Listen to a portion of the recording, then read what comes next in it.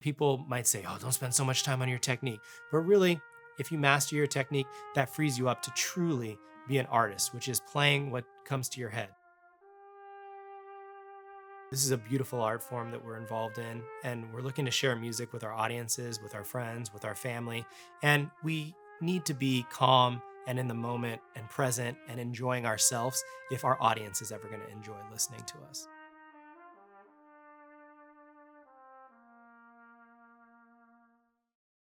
All right, as trumpet players, we all want to know how to play higher, higher, faster, louder, right?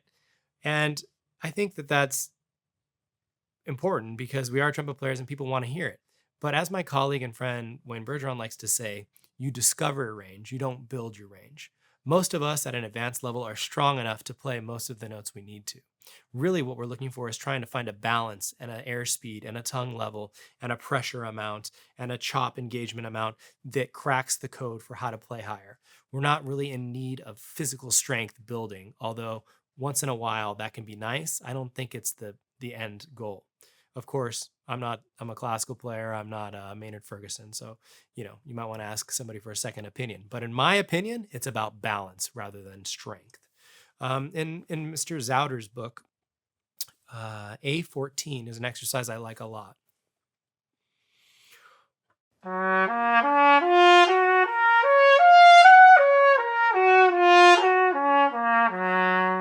And it kind of puts a grotesque accent on the leading tone on the seventh. And this kind of gets your air forward instead of and where you're getting retreating as you ascend. It kind of forces you to keep energizing through the top.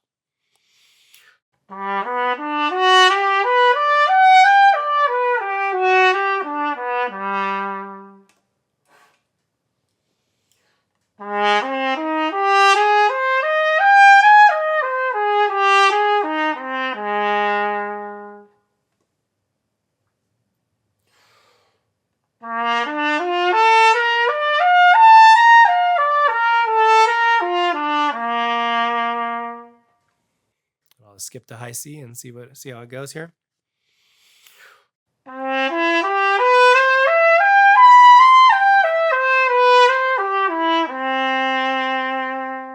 So I kind of use these to open up that upper register.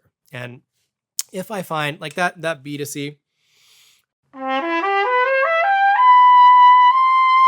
I think it's always better to start mezzo piano or piano, mezzo forte, and then try to open it up rather than go all out, play fortissimo, blow your chops, use too much pressure. It'd be much better to do this exercise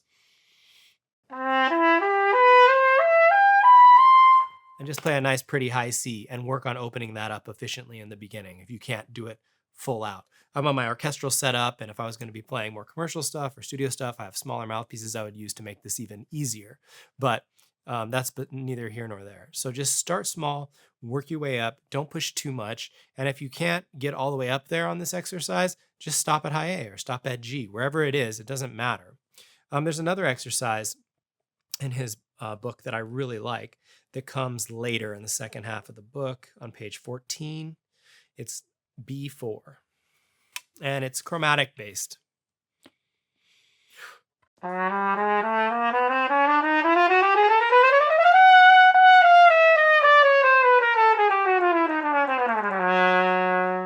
So it has momentum in that it goes from eighths to triplets to sixteenths to 32nds, or however you want to group them in your mind. And this goes up higher and higher, and you can go slower if you want to make it more of a strength exercise. I'm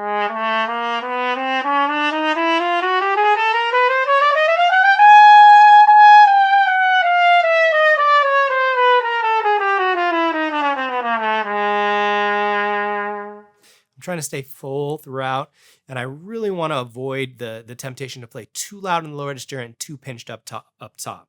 So think mezzo forte when you start, crescendoing to forte or fortissimo.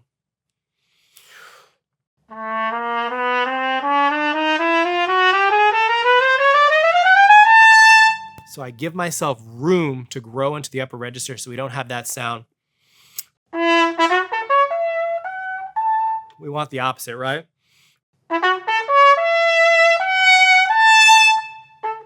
We really want to open up the sound. And, I once heard that playing excerpts or playing mall or something like that is a lot about creating the sound world and the dynamic world that you're in. If you start too loud, you're going to have nowhere to go. So always keep that in mind with range. A lot of it is kind of a illusion, and it's all in related to what you've played before it. So if you just go too crazy in the mid low register, there's no way you're going to sound powerful up top. So always save a little extra juice for the top. And so when you're practicing this exercise, don't start too loud, crescendo to the top, and relax as you come back down again.